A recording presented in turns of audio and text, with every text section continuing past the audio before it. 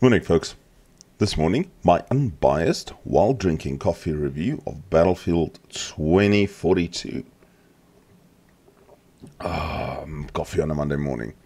Alright, so before you think I'm talking bullshit, here, that's me, Falcon XX, and there's my actual owned copy of Battlefield 2042. So what did I think of Battlefield? Let me go through the maps. Let me go through the specialists that I tried this weekend, and then I'll quickly give you an opinion of if you should buy it or not. So I bought it under a little bit of pressure from two of my mates that wanted to play it, and literally that was about the best time I had in the game. You know, the one's a really good helicopter pilot, racked up 34 kills and assists during the one map. But otherwise, yeah, playing alone without communication, even in your squad, kind of sucks. So let's look at the maps first. So this, can't remember the name now. Oh yeah, Renewal, sorry. Interesting map.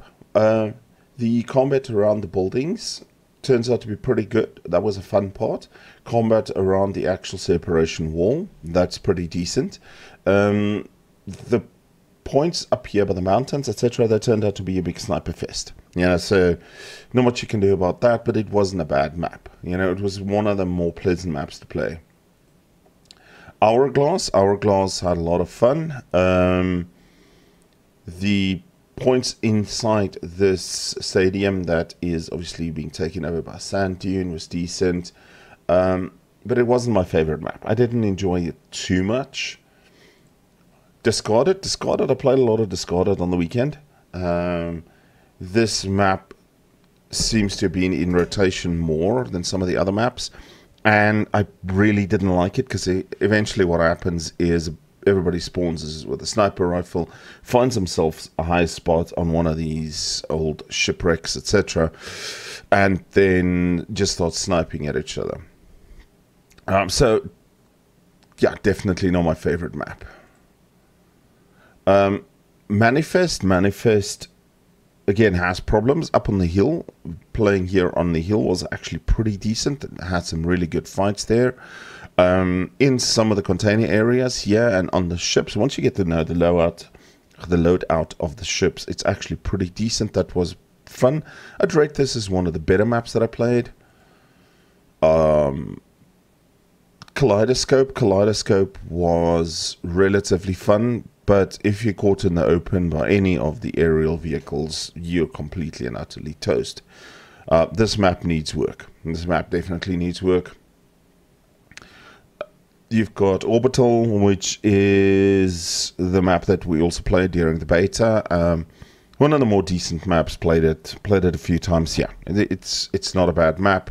I think it's pretty decently balanced. Then Breakaway. I only played Breakaway once, and it was pretty fun. It felt like a balanced map, and on the oil rig there was a lot of fun. Trying to get up the hill here was fun. Probably a map I'd like to play more. I wish my map rotation was more of Breakaway than the bloody shipyards. Then the specialists. So I tried one or two of the specialists. Everybody at the moment is playing Webster McKay, and the reason for that is he's got a grappling hook. So yeah, all Apex Legends shoots the grappling hook, flies around. I played quite a bit of Maria Falk, the healer. I found it to be a fantastic way to get XP, running around with your little syringe pistol, shooting everybody, healing them. I tried a little bit of Kimball Irish Graves. And then Dozer I played once or twice. He felt incredibly slow, incredibly clunky. A lot of other players seem to play this Emma Rosier character. And then I played Konstantin Angel a few times. And he's not bad. Although my success, I had far more success actually playing with Maria Falk. So that was my experience character-wise. You choose. Character movement still feels clunky. It's it's like it's unrefined. It's difficult to say. It's unrefined. So yeah, like character movement still needs a bit of work. That's, yeah, the character. And then obviously the game overview. So 5 minutes into this review, should you buy Battlefield 2042 now? If you have friends that play it regularly and often, and you can communicate as a squad with them, by all means. In South Africa, it's 999 Rand, so call it 1,000 Rand flat. In the rest of the world, it's $60. Is it worth 1,000 Rand? For me, not a fuck. No. This, in this state, looking at this, it's maybe worth half of that. It's a $20, $30 game. Maybe $40, depending on how you break it down. It should have been around the 500 to 600 mark in South Africa. One of the big problems for me is the vehicle time to kill. Even with a recoilless rifle or some other anti-vehicle device, it takes a hell of a long time to kill a vehicle. The vehicles or the people's time to kill is forever as well. There's a few times I spawn in as a gunner on some of the vehicles, the hovercraft, the tank, and the gunner in the Apache and the K-20 helicopter, I think. And you're repeatedly hitting a player with one of their guns, which in realism is quite a heavy caliber guns, and they just don't die. You know, that needs work.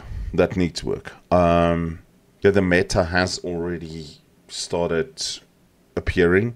Almost everybody is using the PP29 SMG or one or two of the sniper rifles.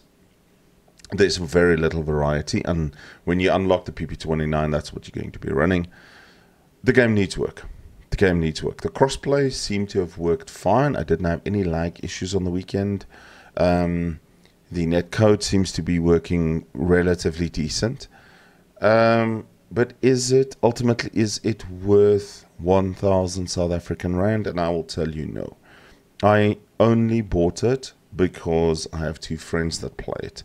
If they didn't play it and they didn't encourage me to buy it and play with them, I would not have bought it. This is a game I would say needs at least another 3 to 6 months work. It needs balancing. There was a couple of glitches that I saw. Small thing like I was busy reloading the Carl Gustav, the recoilless rifle, and I got shot, and the recoil animation stayed on my screen. The reload, sorry, not the recoil. The reload animation stayed on my screen. Things like that. This was rushed for the winter sales, and I don't actually believe it's worth the money. So it's such a pity that you can't. Yeah, I know they had the open beta, and we kind of enjoyed it, but that was it. Frame rate wise, etc., I didn't have a problem.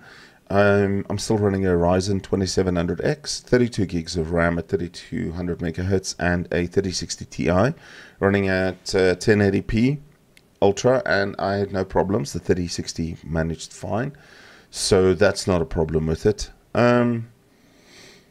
Yeah, that's my thoughts on Battlefield on this Monday morning. Everybody, have a fantastic weekend. Save your money. Don't buy this game.